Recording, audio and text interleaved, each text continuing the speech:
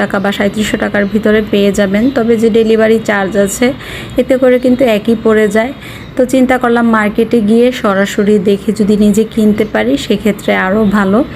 আর এই সেটটা আমার কাছে পছন্দ হয়ে গেল। অনেক দিনই হয়েছে কিনেছি, কিন্তু আপনাদের সাথে এখনও পর্যন্ত ভিডিওটা শেয়ার করা হয়নি। তো চিন্তা করলাম আজকে ভিডিওটা একটু শেয়ার করে দিই। আর এই কালারটা আমার কাছে ভালো লেগেছে। আপনাদের কাছে কেমন লেগেছে অবশ্যই কমেন্টস করে জানাবেন। তাড়াহুড়োর মধ্যে দেখবেন মাথা কাজ করে না। আজকে রান্নাবান্না করতে গিয়ে শুধু আমার এলোমেলোই লাগছিল। তো মেয়ের জন্য একটু ডিম পোলাও রান্না করে দিচ্ছিলাম, আর একটু চিকেন ভেজে দিচ্ছি। চিকেনটা উপর থেকে ভেজে কেটে তারপর বাচ্চাকে পোলাওর উপর সার্ভ করে দিব, তাহলে খেতে ভালো লাগবে আর কি। তবে মশলাগুলো যদি আমি ডিমের সাথে মিক্সড করে দিতাম সেক্ষেত্রে আরও ভালো লাগতো।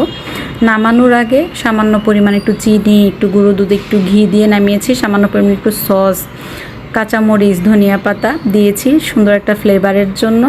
এই পোলাওটা সিম্পলের মধ্যে খেতে খারাপ হয় না, তবে আমি যে ফ্রাইড রাইস করি সেটা আমার কাছে বেশি বেটার মনে হয় আর কি।